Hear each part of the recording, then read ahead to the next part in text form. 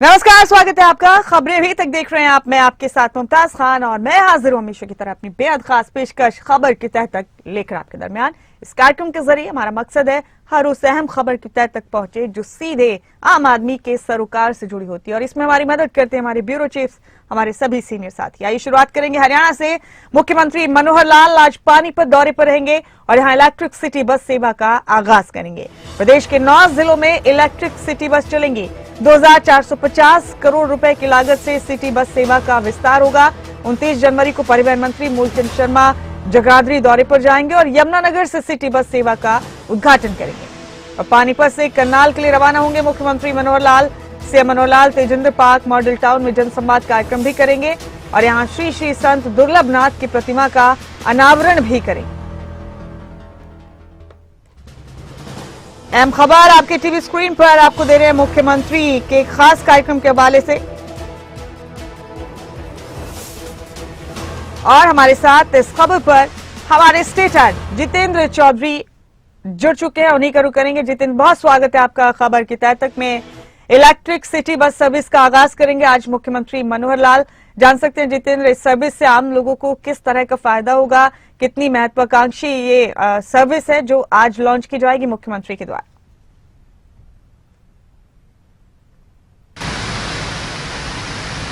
देखिए, बिल्कुल मुमताज, आज मुख्यमंत्री मनोहर लाल पानीपत और करनाल के दौरे पर हैं। मुख्यमंत्री फिलहाल चंडीगढ़ में मौजूद है और अब से कुछ ही देर बाद अगर हम बात करें मुख्यमंत्री पानीपत के लिए रवाना होंगे, जहां से इलेक्ट्रिसिटी बस सर्विस की जो शुरुआत है वो की जाएगी। फिलहाल 9 जिलों के अंदर अगर हम बात करें तो इसकी शुरुआत की जा रही है। और पानीपत और जगाधरी से आज अगर हम बात करें, मुख्यमंत्री मनोहर लाल पानीपत से, जगाधरी से जो कैबिनेट मंत्री मूलचंद शर्मा है वो इसकी शुरुआत करने जा रहे हैं। 2450 करोड़ की लागत से करीब 450 जो इलेक्ट्रिसिटी बसें हैं वो अब सड़कों पर रोडवेज विभाग की तरफ से दौड़ती हुई नजर आएंगी।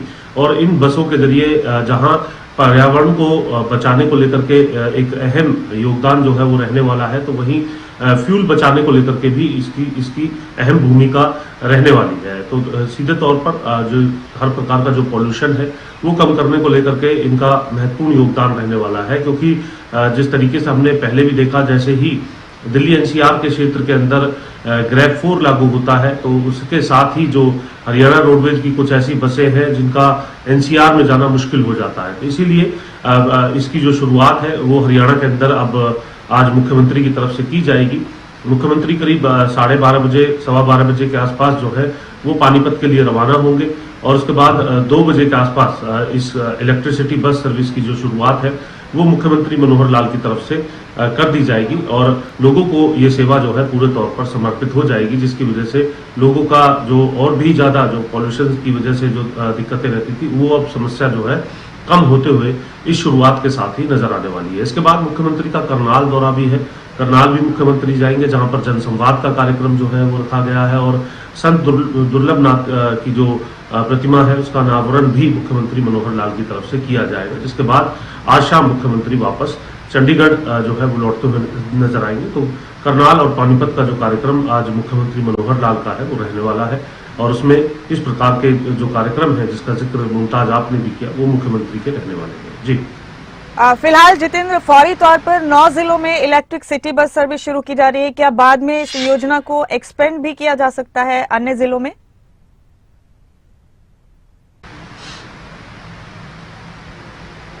देखिए, बिल्कुल, क्योंकि इसकी शुरुआत है तो एक सिरे से इसकी शुरुआत होती है और फिलहाल जिस तरीके की 2450 करोड़ की जो लागत है उसके हिसाब से बसों का जो बेड़ा है वो बढ़ाया जा रहा है। आने वाले समय के अंदर लगातार, क्योंकि जो BS4 जो बसेज है या ऐसी बसेज है जो NCR क्षेत्र के अंदर नहीं जा सकती हैं, डीजल बसेज है, उनको अब रिप्लेस करने का काम जो है वो लगातार चल रहा है।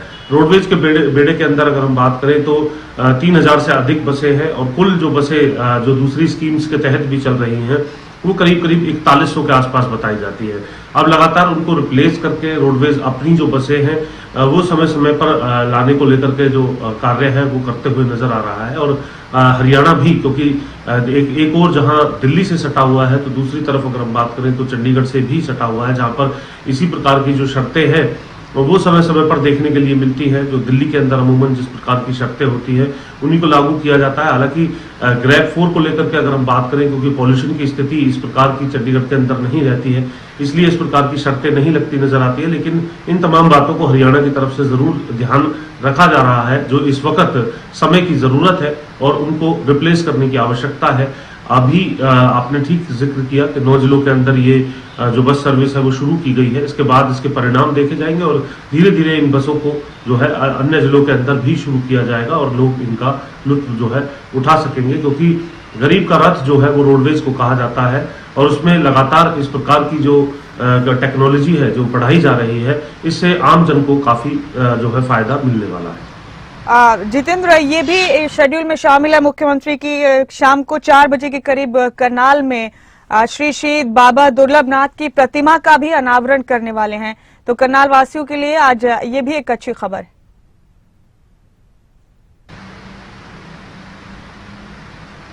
देखिए, बिल्कुल एक और जहां जनसंवाद रहेगा, आम लोगों से मुख्यमंत्री करनाल के अंदर मिलते हुए नजर आएंगे। उनकी समस्याओं को लेकर के अधिकारियों को सीधे निर्देश जो है जनसंवाद कार्यक्रम के माध्यम से मुख्यमंत्री मनोहर लाल लगातार देते हुए नजर आते हैं। और इसी प्रकार से आज जो आपने श्री श्री दुर्लभनाथ जी की प्रतिमा की बात यहाँ पर की, अपने आप में करनाल वासियों के लिए उनके जो समाज से जुड़े जो लोग हैं, उनके जो कार्य जिस प्रकार के रहे हैं, उन कार्यों को एक बार फिर याद करने का मौका जो है वो इस मौके पर जो है मिलने जा रहा है, जब मुख्यमंत्री मनोहर लाल इस प्रतिमा का अनावरण करते हुए नजर आएंगे। तो ये कहा जा सकता है कि करनाल के अंदर जो है ये दोनों ही कार्यक्रम मुख्यमंत्री मनोहर लाल के प्रमुख तौर पर रहने वाले हैं। जितेंद्र, आपका बेहद शुक्रिया इस खबर की तह तक पहुंचने के लिए, बहुत बहुत शुक्रिया आपका।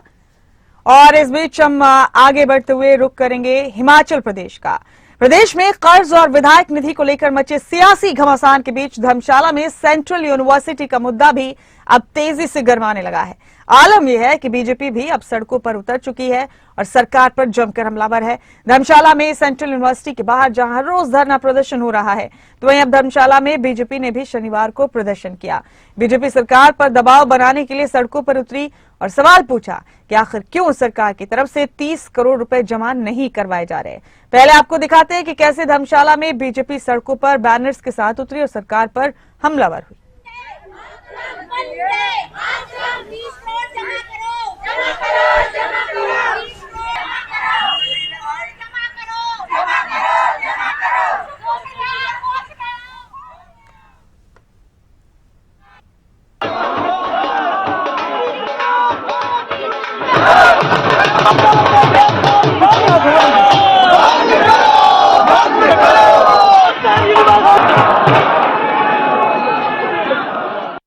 बात को लेकर बड़ा मैं स्पष्ट कहना चाहता हूं कि सेंट्रल यूनिवर्सिटी का मसला अब बेवजह लटका हुआ है और मुख्यमंत्री इस बात को स्पष्ट करें कि वो धर्मशाला में यूनिवर्सिटी के कैंपस को बनाने के पक्षधर हैं कि नहीं है,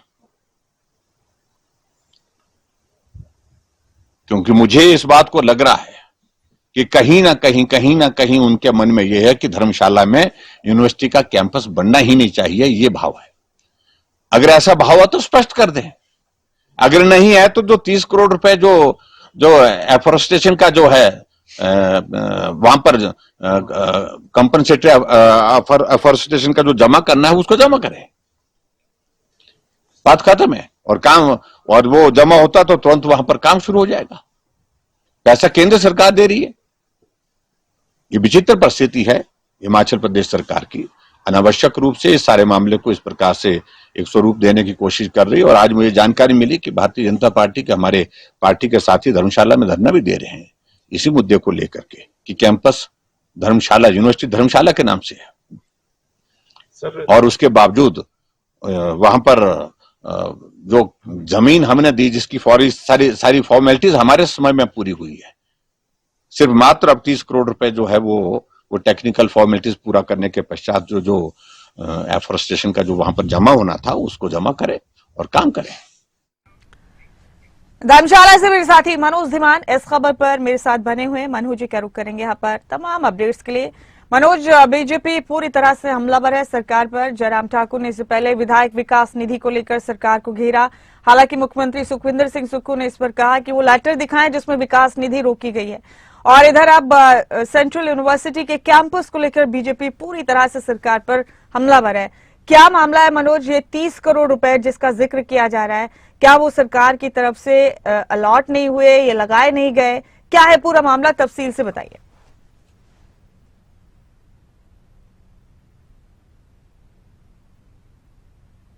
मुमताज, देखिए, धर्मशाला में सीयू का जो नॉर्थ कैंपस बनना है वो जदरांगल में बनना है। पहले तो बता दूं कि इस कैंपस को बनाने के लिए हिमाचल प्रदेश के पास जमीन नहीं थी। फिर जैसे तैसे धर्मशाला में वन विभाग की भूमि को जो है इसके लिए चिन्हित किया गया, उसके बाद सर्वे कराया गया और सर्वे कराने के बाद सारी अनिश्चितताएं पूरी हो चुकी है। अब उसमें सिर्फ 30 करोड़ रुपए जो केंद्र सरकार को जमा करवाना है वन विभाग का, वो जमा नहीं हो पाया है। ऐसे में जो 30 करोड़ रुपया जमा हो जाता है तो जाहिर सी बात है कि जदरांगल में सेंट्रल यूनिवर्सिटी का जो नॉर्थ कैंपस बनना है उसका निर्माण कार्य शुरू हो जाएगा। लेकिन सरकार ने अभी तक 30 करोड़ रुपए जो है वो जमा नहीं करवाए हैं और अगर बजट सेशन से पहले ये पैसा जमा नहीं हुआ तो जो केंद्र सरकार से दिया गया पैसा है वो भी लैप्स हो जाएगा। तो इसको बिल्कुल जाहिर तौर पर इसकी चिंता जो है वो यहाँ के स्थानीय लोगों को सताने लगी, जिसके बाद जो धर्मशाला की बुद्धिजीवी जनता है यानी कि प्रबुद्ध जनता है वो कचहरी अड्डे पर धरने पर बैठ गई और धरने पर आज उनका 11वां दिन है। यानी कि 11 दिन से लगातार ये लोग धरने पर बैठ रहे हैं और सरकार से अपने हक की मांग कर रहे हैं कि धर्मशाला का हक जो है वो धर्मशाला को मिलना चाहिए। ऐसे में 11 दिन, आज 11वां दिन है और लगातार आज भी धरना प्रदर्शन यहाँ पर होने वाला है।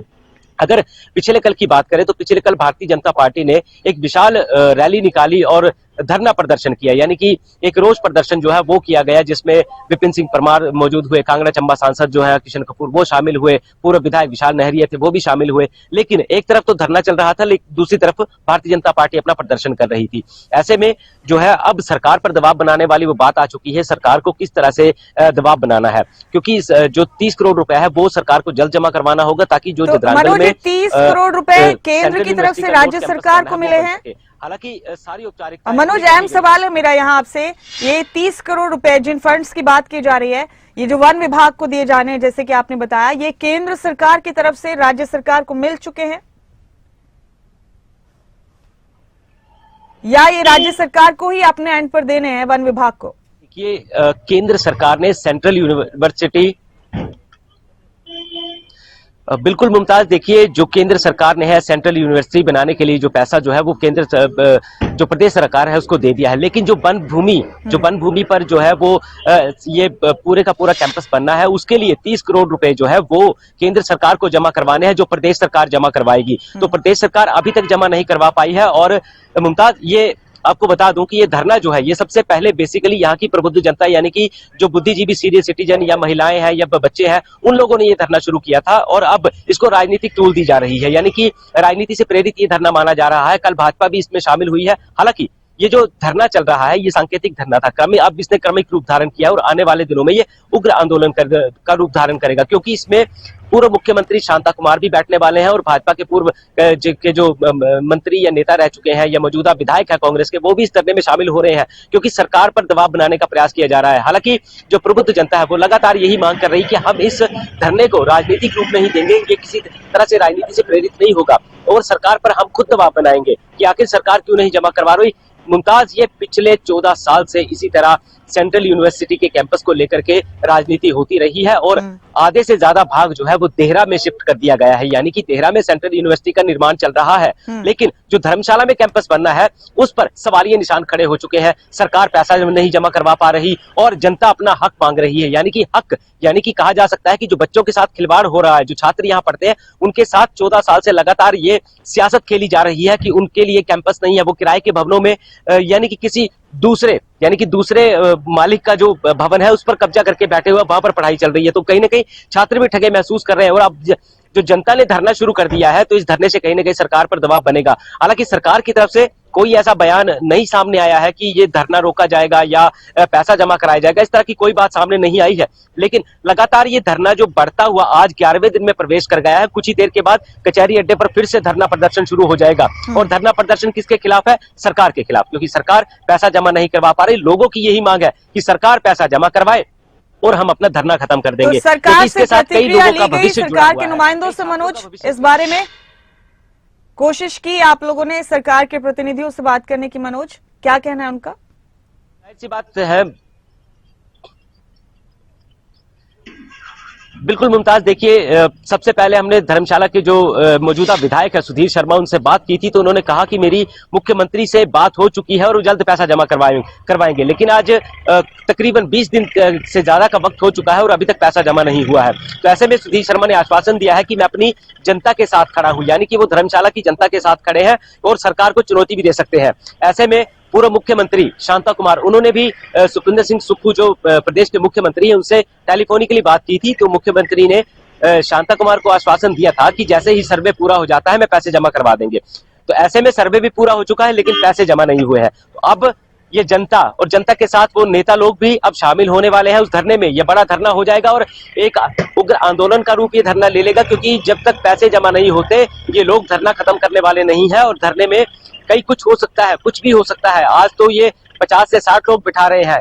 जब इनसे बात की गई, जो धरने को रोज चला रहे हैं ये लोग, इनसे बात की गई कि इतने कम लोग क्यों, तो ये कह रहे हैं कि ये एक सांकेतिक धरना है, शांतिप्रिय धरना है और जब जरूरत पड़ेगी तो इस धरने को और ज्यादा उग्र किया जाएगा, इस धरने को और बड़े आंदोलन के रूप में इसको बदला जाएगा।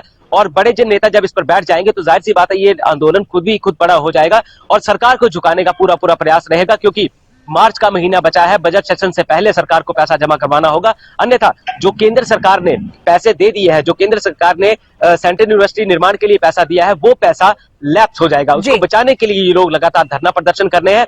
लेकिन मुमताज, बड़ा सवाल तो ये बनता है कि आखिर सरकार चुप्पी क्यों साधे हुए है। कल जयराम ठाकुर जो नेता विपक्ष है, उन्होंने भी कह दिया है कि शायद सरकार नहीं चाहती कि धर्मशाला में ये कैंपस बने, इसलिए पैसे जमा नहीं करवा पा रहे। तो कहीं ना कहीं लगता है कि अब सरकार पर दबाव बनाने के लिए चारों तरफ से जो है वो लोग सरकार को घेरने का प्रयास करेंगे। ठीक है मनोज, हम आपसे अपडेट लेते रहेंगे, आप नजर बनाए रखें पूरे मामले पर। फिलहाल आपका बेहद शुक्रिया इस खबर की तह तक पहुंचने के लिए। और अब हम यहाँ रुक करेंगे उत्तराखंड का। कांग्रेस के राष्ट्रीय अध्यक्ष मल्लिकार्जुन खड़गे उत्तराखंड दौरे पर रहेंगे आज। राष्ट्रीय अध्यक्ष खड़गे आज देहरादून पहुंचेंगे और देहरादून के बन्नू स्कूल ग्राउंड में कार्यक्रम का आयोजन किया जाएगा। राजधानी देहरादून में रैली भी करेंगे मल्लिकार्जुन खड़गे। प्रदेश भर से कांग्रेस के कई कार्यकर्ता इस रैली में शामिल होंगे।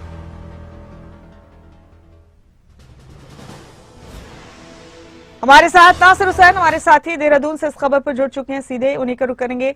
नासिर, कांग्रेस के राष्ट्रीय अध्यक्ष मल्लिकार्जुन खड़गे आज उत्तराखंड दौरे पर पहुंचेंगे और पहले देहरादून पहुंचेंगे, उनके शेड्यूल के बारे में तफसील से बताइए जरा। देखिए, जो कांग्रेस के अध्यक्ष है मल्लिकार्जुन खड़गे, उनका आज पहला दौरा उत्तराखंड में हो रहा है और इस दौरे के दौरान एक जनसभा का भी आयोजन कांग्रेस की तरफ से किया गया है। इस जनसभा को संबोधित करेंगे।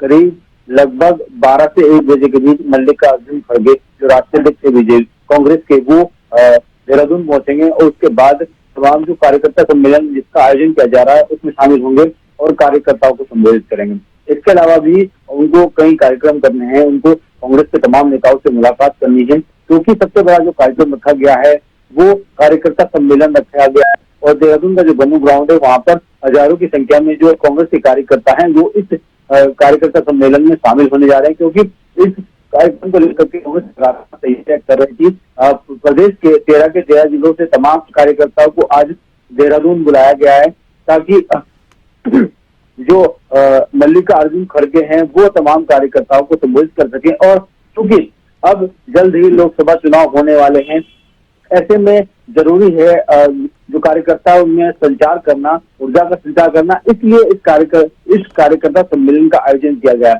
मल्लिकार्जुन खड़गे सीधा देहरादून का जो पुलिस लाइन है वहां पर उनका हेलीकॉप्टर लैंड करेगा और उसके बाद वहीं से पास में बन्नू ग्राउंड है वहां पर पहुंचेंगे और तमाम कार्यकर्ताओं को संबोधित करेंगे। कल देर रात एक मतलब इसी चीज को लेकर के हो गया था, क्योंकि पुलिस लाइन में उनका जो हेलीकॉप्टर है उसको लैंड करने की परमिशन नहीं दी थी पुलिस ने, जिसके बाद तमाम कांग्रेसी कार्यकर्ताओं ने पुलिस हेडक्वार्टर पहुंचकर वहां पर हंगामा किया और उसके बाद दोबारा परमिशन दी गई है। अब ये कह सकते हैं कि इस कार्यक्रम को लेकर के कांग्रेस काफी उत्साहित है और तमाम जो कार्यकर्ता हैं और तमाम जो नेता हैं वो लगातार कोशिश कर रहे हैं कि बड़ा कार्यक्रम आयोजित किया जा सके, ताकि इसको एक लोकसभा की शुरुआत के तौर पर भी देखा जा रहा है इस कार्यक्रम को, क्योंकि पहली बार मल्लिकार्जुन खड़गे देहरादून आ रहे हैं, कार्यकर्ताओं का सम्मेलन किया जा रहा है और तमाम नेताओं से भी मुलाकात मल्लिकार्जुन खड़गे करेंगे। तो जाहिर सी बात है नासिर, राष्ट्रीय अध्यक्ष कांग्रेस का ये दौरा कांग्रेस कार्यकर्ताओं में जोश भरने के लिए और एक अच्छी शुरुआत करने के लिए लोकसभा चुनाव के मद्देनजर काफी अहमियत रखता है। देखिए, बिल्कुल कांग्रेस के लिए बहुत जरूरी है ये कार्यक्रम, क्योंकि उत्तराखंड में लगातार कांग्रेस 2 बार से हारती नजर आ रही है और जो पांचों की पांचों लोकसभा सीटें हैं वो कहीं ना कहीं बीजेपी के खाते में गई है। ऐसे में अब लोकसभा चुनाव नजदीक है तो जाहिर तौर पर अपने आप को मजबूत कांग्रेस पार्टी को करना होगा और इसीलिए तमाम कार्यक्रम है उनका आयोजन कांग्रेस लगातार कर रही है। मल्लिकार्जुन खड़गे का दौरा बेहद जरूरी था और कांग्रेस कार्यकर्ताओं को लग रहा था कि उनके राष्ट्रीय अध्यक्ष अभी तक उत्तराखंड नहीं आए हैं, यहाँ के तमाम जो नेता हैं कार्यकर्ता हैं उनकी मुलाकात नहीं की है, तो इसलिए वो यहाँ आएंगे तो जो कांग्रेसी कार्यकर्ता हैं उनमें एक ऊर्जा का संचार होगा और लोकसभा चुनाव के लिए वो जमकर तैयारी करेंगे। बूथ लेवल को मजबूत किया जाए इसीलिए कार्यकर्ता सम्मेलन आयोजित किया जा रहा है और इस कार्यकर्ता सम्मेलन में किस तरह के निर्देश राष्ट्रीय अध्यक्ष कांग्रेस के देते हैं ये देखने वाली बात होगी। बहरहाल तमाम जो कांग्रेसी कार्यकर्ता हैं उनमें काफी उत्साह है और उनको लग रहा है कि उनके अध्यक्ष यहाँ पर आ रहे हैं, इससे उनको और ज्यादा ऊर्जा इस आने वाले चुनाव में को लड़ने के लिए मिलेगी और बूथ लेवल पर तमाम जो कार्यकर्ता हैं वो तेजी के साथ काम कर पाएंगे। बेहद शुक्रिया नासिर आपका इस खबर की तह तक पहुंचने के लिए, आपका बहुत बहुत शुक्रिया। और अब हम रुख करेंगे पंजाब का। पंजाब में आने वाले कुछ महीनों में 6 देशों की कंपनियां करोड़ों का निवेश करेंगी और इसके लिए जल्द ही संबंधित देशों के प्रतिनिधि और कंपनियों के प्रबंधक राज्य का दौरा करेंगे। सरकार की तरफ से इस संबंध में तैयारियां शुरू कर दी गई हैं। उम्मीद है कि इन कंपनीज के आने से जहां सरकार को हर महीने करोड़ों रुपए का राजस्व मिलेगा, वहीं युवाओं के लिए रोजगार के अवसर भी पैदा होंगे। मुख्यमंत्री भगवंत मान का कहना है कि हमारी कोशिश राज्य में निवेश लाने की है, इसके लिए ही सारे प्रयास किए जा रहे हैं। हरसिमरत पाल मेरी साथी इस खबर पर सीधे मेरे साथ जुड़ चुकी हैं। हरसिमरत, पंजाब के लिए एक अच्छी खबर है, 6 विदेशी कंपनियां इन्वेस्ट करने के लिए तैयार हैं पंजाब में। जाहिर है इससे एम्प्लॉयमेंट बढ़ने की संभावना बढ़ेगी, राज्य सरकार को राजस्व मिलेगा, स्टेट के लिए ये एक मुफीद डिसीजन होगा। क्या तैयारियां हैं इसको लेकर हरसिमरत?